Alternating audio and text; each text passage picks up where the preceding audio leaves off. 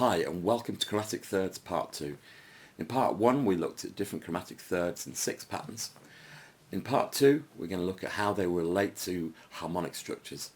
So to that end we're going to work our way through the major 7th chord types, minor 7th chord type and dominant 7th chord type, seeing how the thirds contained within the patterns themselves relate to the chord tones and how you could slip them into your improvisation and make them sound coherent to the chord.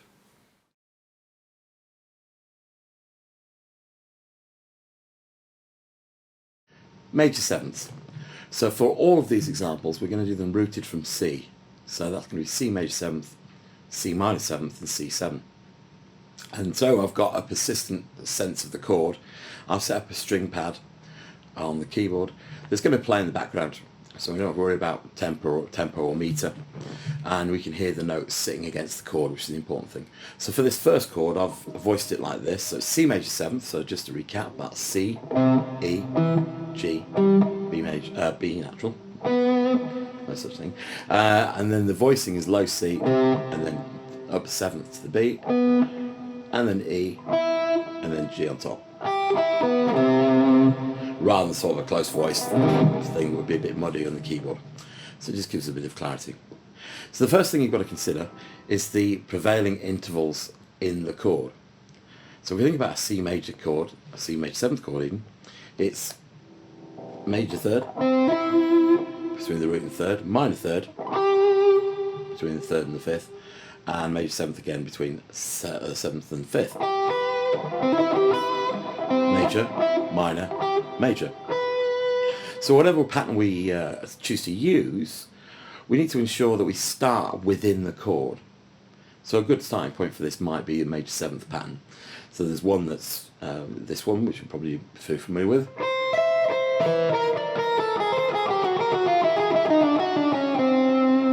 Which is ideal for our purposes. So I'm starting on C to E, so I'm starting from the root to the third, major third. And of course as soon as we go down,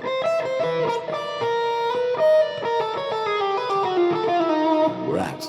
So it's where you get back in is the key. So against the track, in,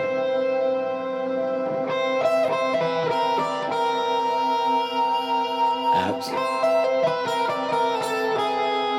out, but in.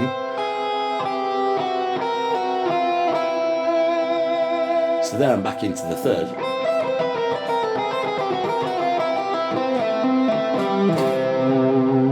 So I can do that kind of thing. I can also kind of bypass that and think of where the thirds are going. So where am I going to end up and where can I go into a different type of third? So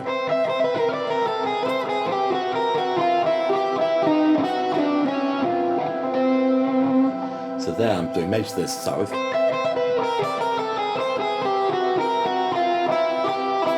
Minor thirds.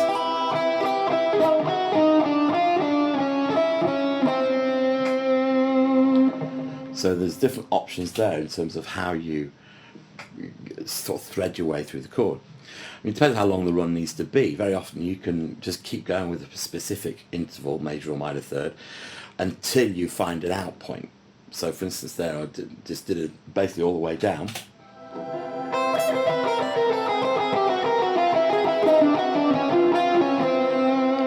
up to the C. So we do a major third there. Now of course the same major third pattern is going to work from the 7th of the chord, or from the 5th going to the 7th, so that would be G to B. Of course that gives you a slightly different quality to it. So there we go again.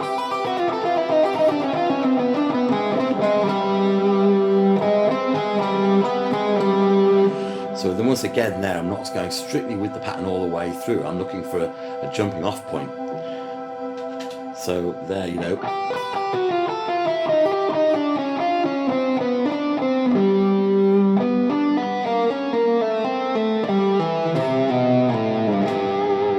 That sort of thing. So there's the major thirds option. Of course we have a minor third present in this chord, and we can start from there as well. So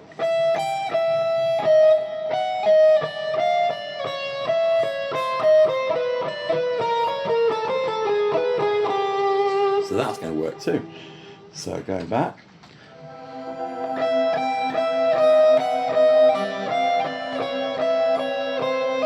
Whoa! See, there's the point where you might want to alter it. So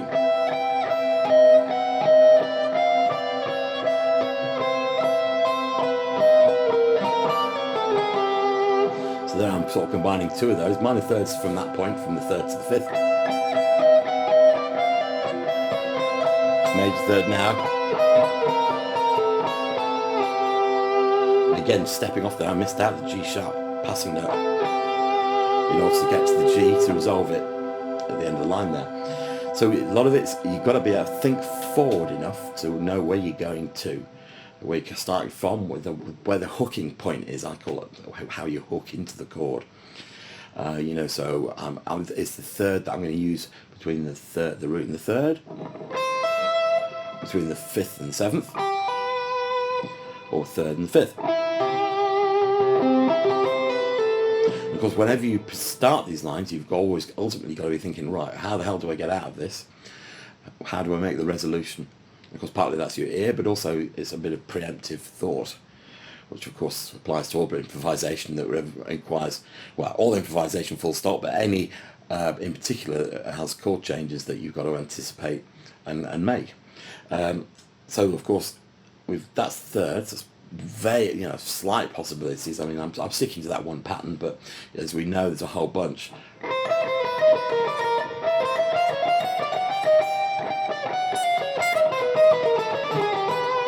And of course, one of your aims would be to be stuff familiar with enough of them that you can kind of just mix them up, mix and match as you go, as you feel right. So similar thing with the sixths. So for instance, I might start with a major sixth going between the fifth and the third of the chord.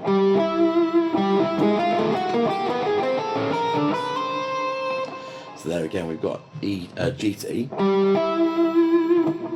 So we'll just back up and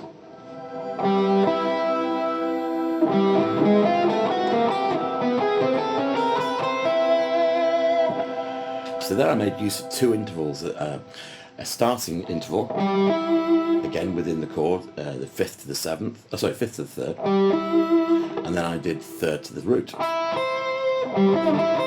So this is obviously really just arpeggios.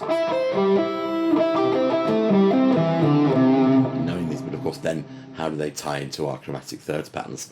So just breaking that down again. Major six going up.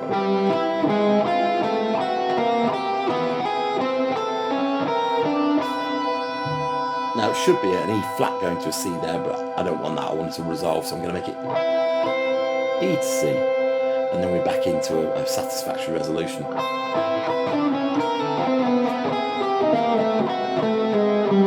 There's another example there. I jumped off the pattern to go at the end. So that's essentially what you want to start thinking about, and making sure that you can kind of think, visualize, or think of your starting interval from within the chord, follow the pattern to a certain point. You know, I mean, how long are those? They're about a bar or too long. You don't want it to be too long. They're connecting things mostly, and then playing it through with an end point in sight. It's like, okay, where am I jumping off this chromatic train back onto the safety of the tonality of the chord? And of course that might be the one you started on. It might not be. If you're playing this over a chord change of a bar, then you might be starting one chord and think, okay, and you know, here we go, minor seventh, okay. And then, oh dear, there's another chord coming up. I've got to anticipate that, not the one I started on. As we get to part 3 with the backing tracks, there are some very good examples of exactly that sort of thing happening, where you're playing one chord for the first 4 bars. Of course, you've got a chord change coming, and where these things are most effective are over transitions. So you know, you might start in G minor and then it's going to shift to B minor. You've got to think, right, okay, where am I going to end up with in relation to that chord that's coming? And you know, is it going to be a major third or a minor third? And I need to make sure that whatever I do lands on that chord change as it happens. Otherwise, there's no sense of resolution. It's not going to sound like you know what you're doing. Okay, so probably the best way to progress with this is use the drones, set up a chord drone, looper, whatever it is, or just a backing track with a single chord, and just work through each of, some of the patterns that are in section 1, seeing, okay, right, well, this is a major third 1, so that will sit like this over this chord, and then just try playing those through to finding a resolution within the chord. Okay.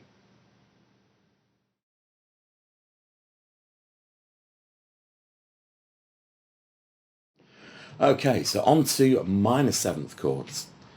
So all I've done here is I've adjusted or edited the keyboard drone, and I've taken 2 of the notes down, the 3rd and the 7th. So instead of C, E, G, B, we've got C, E flat, G, B flat. So instead of, we've got, so that gives us C minor 7th, C, root, E flat 3rd, 5th G, B flat 7th. And with this, I'm going to divert from just playing straight ahead patterns as found in the catalogue. So, and start to play more lick ideas, shapes and lines derived from them, so you're getting a bit more creative. So, as you work through the different chord types, the same principles apply as we found in part 1, the major 7th. You're looking for a harmonic interval in the chord and a pattern that matches it, starting in, going out. And actually, when you look at major 7th and minor 7th, they're part of the same patterns anyway. As you go up, you realise that they're both major 3rd, minor 3rd, alternating. So the patterns that will work on one's position of a major 7th, you go up a 3rd, another 3rd, you'll find that they'll work for the minor 7th as well, just starting from a different chord tone. So here we're just going to expand it out a little bit. So we've got minor 7th, C minor 7th, as I say, and I've sort of put together this little, it's not 100% crystallized yet, so it's going to vary, but we're going to see that's going to be part of the process. So I'm starting here on the 5th of the chord, G, I'm going to the B flat, using that low, high, low pattern. And then it goes up a semitone. Of course, as we play that with relation to the chord, that's the in. Definitely not.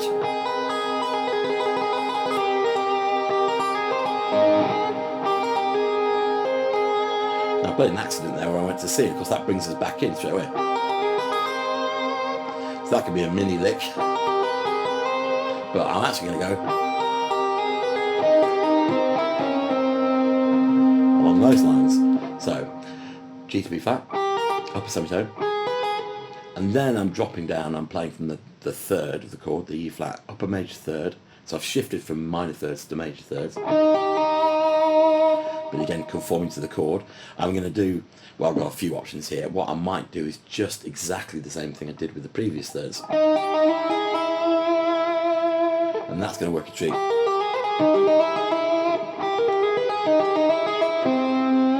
And then resolve to C. So I've got... Right, okay, I'm getting creative with this already. I realised, well, hang on, I was going to play those as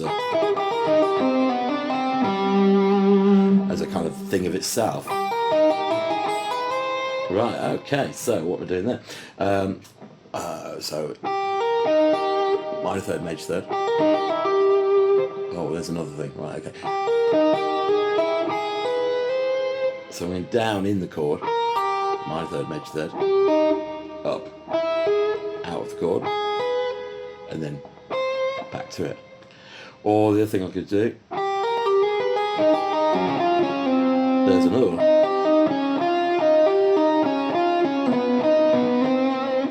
Right, okay, so what am I choosing to do there? I've got minor 3rds again, starting off the same way.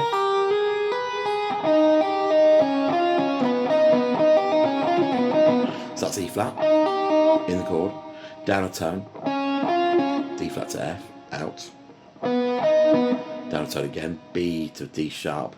So the D sharp to E flat, of course, so that's kind of in, so that brings us back in. That's quite nice because that means it prepares us for the C.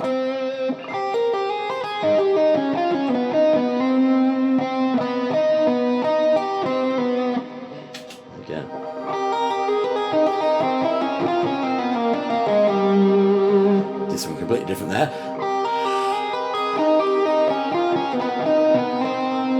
There we go.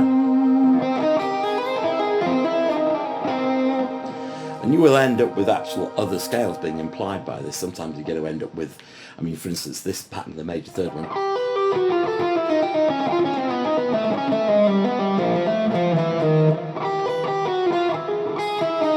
you can play it properly.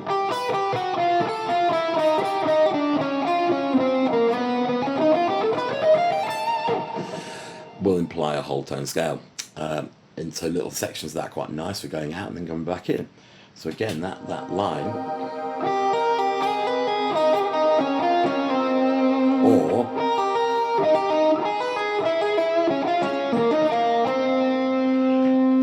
so again, I can vary the phrasing is another thing, yeah.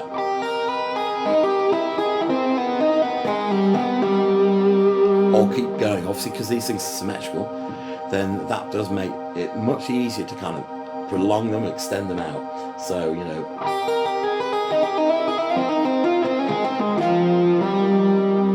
got a few things in there, yeah. So, or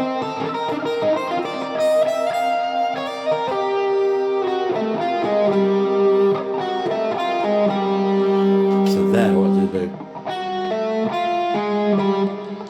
So then I'm doing a major 6. I'm heading for the 5th, the G, and I ended up sort of with D. So I'm thinking of this as a kind of D chord almost. So I've got A to F sharp, major 6 up to F sharp, then down a semitone, and then until that's A flat and F, D flat if you like, and G.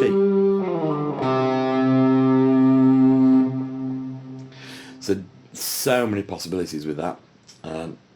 So best thing to do is just kind of explore mixing up. You've got to make that transition from just going, into kind of wider intervals. And of course, mixing the 6s and the 3rds is a great way of doing that, because it instantly kind of disguises the fact that you might actually be playing the same pattern. So yeah, crack on.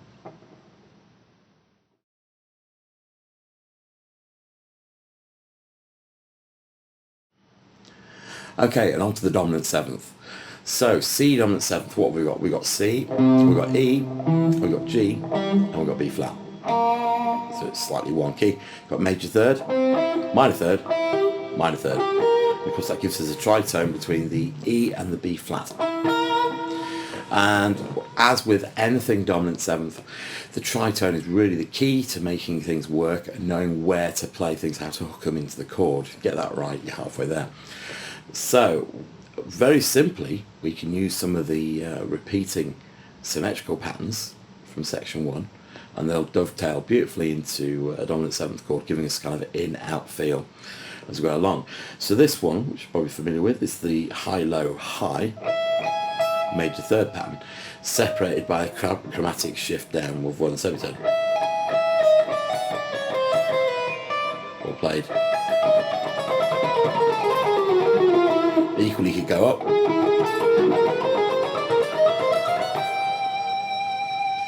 You see that I hooked into the G there, found my way off the reservation onto into the chord. So anyway, so there I'm starting from the E, or I could start from the B flat. They're all going to work because they're all part of the same whole tone scale that it's implying. So for instance, you've got that, and then that with the chromatic note. Ignore the chromatic note, you get, which is your whole tone scale of C. Now that's kind of in and out, so you've got 3 notes of that scale that are in the chord or in the scale, and then you've got 3 notes that are out. The F sharp, G sharp, A sharp, in, out, in, out. So really when we do this pattern we're implying that, which is a more interesting way, and again it's suggesting bits of chords as we go.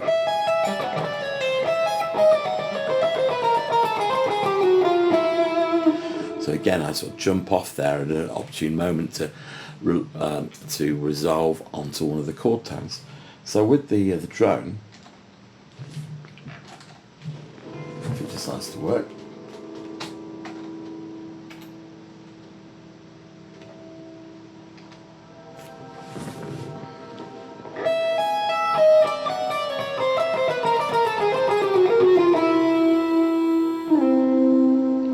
or from C,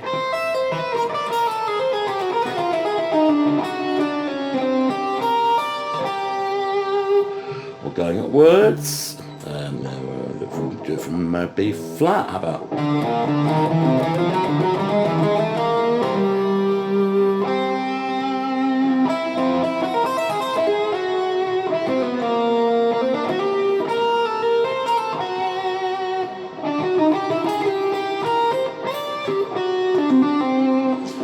So yeah.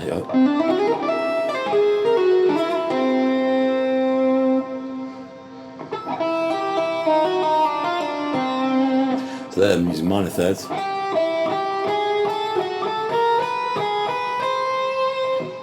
do a similar sort of thing.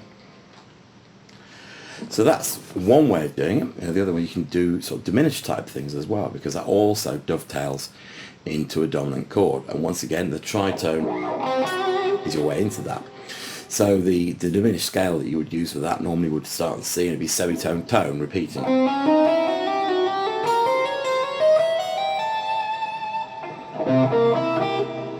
Now, of course, that scale itself is made up of minor thirds, so you can use some of the patterns we get from that to play around with it. So you've got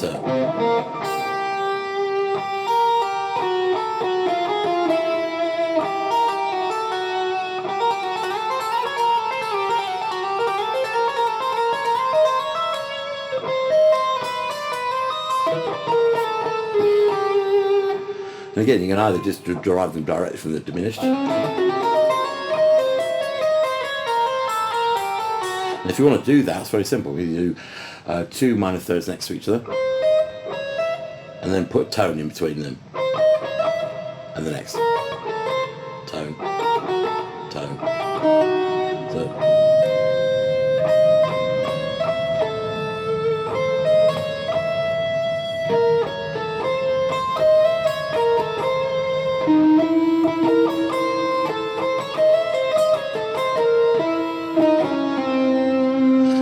say it's just another way of thinking about the diminished. So also with the dominant seventh, because you've got this inherently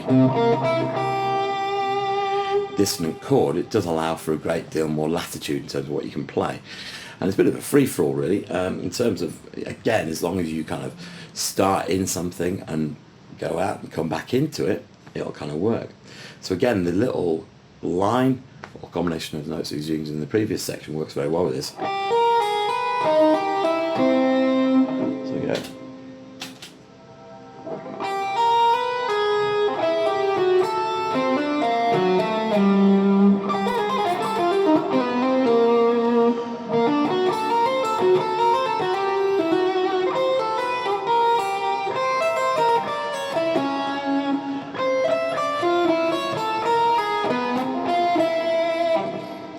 So there I'm sort of using sort of that start as a starting point.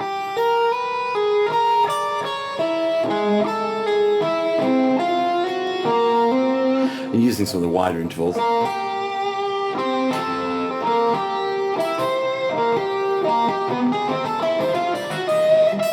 Or combinations there, I'm sort of hooking into the chord by using major sixths.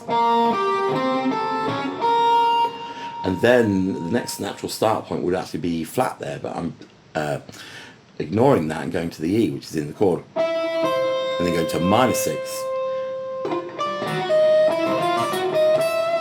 So again, major sixths to span the 7th to the 5th.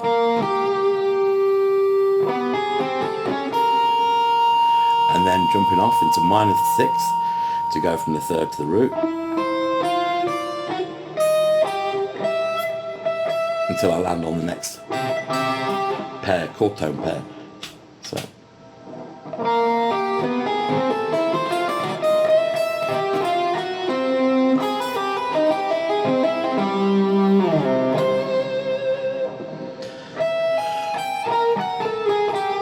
there.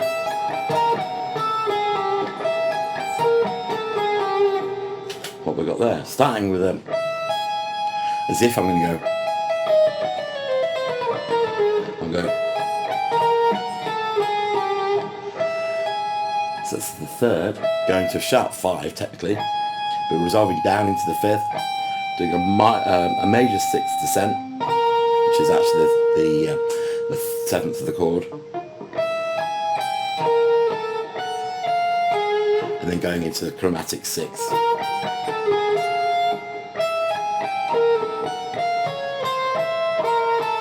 Can't remember what I did after that. Again, I'm rolling or resolving into the chord. There we go, that worked nicely.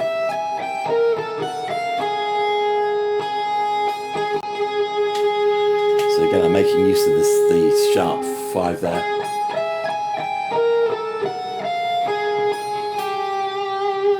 Before resolving into the 5th. So that's a nice one. You could do, so essentially everything I'm doing here, I'm looking at the chord tones. I'm thinking, right, well, there's a particular interval there, a bit a 6th or a 3rd, and starting off in that, and then working my way up chromatically, more or less. It might be skipping certain notes out, because I'm always sort of thinking, okay, I need to be here by a certain point. So you're not necessarily always going to go. So that may well work. It's about, yeah, as I say, I saw this.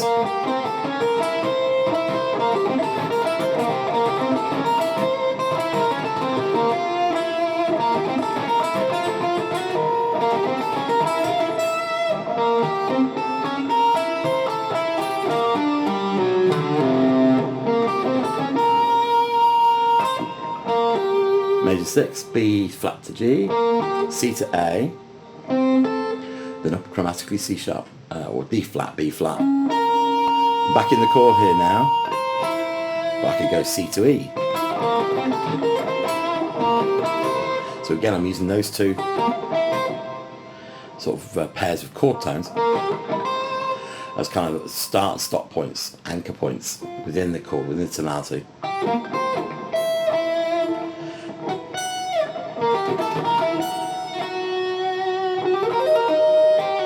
And there I'm going. So that F sharp's caught my ear. That's the sharp 11. Gives me the Lydian sound, the Lydian Dominant. So I'm looking at that. Oh yeah.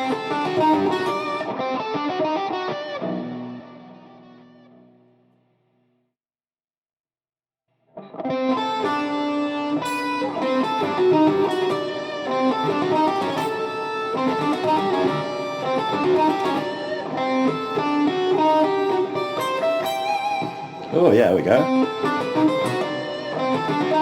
So 6th, C to A, 3rds now, D to F sharp, upper semitone,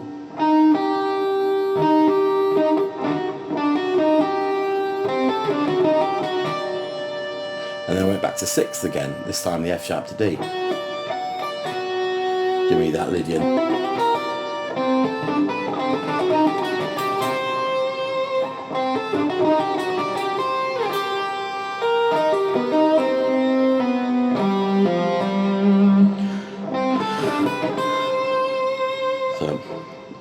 So just a few examples there, and the way to approach it, or the way I approach it, of course, there are many ways to skin a cat. If you excuse the particularly unpleasant visual metaphor. So yeah, essentially it comes down to knowing where you are in the chord, going, right, okay, I'm on these chord tones, this particular interval, bit is 6th or a 3rd, and finding a way through to something that will resolve it, another set of chord tones, utilising the 3rds and 6ths to give things a kind of harmonic integrity those pairs of notes have, and then basically getting creative with it. You know, I think probably scratch the surface there. You know, chopping and changing between 3rds and 6ths, different orders, different lines, and just basically go nuts.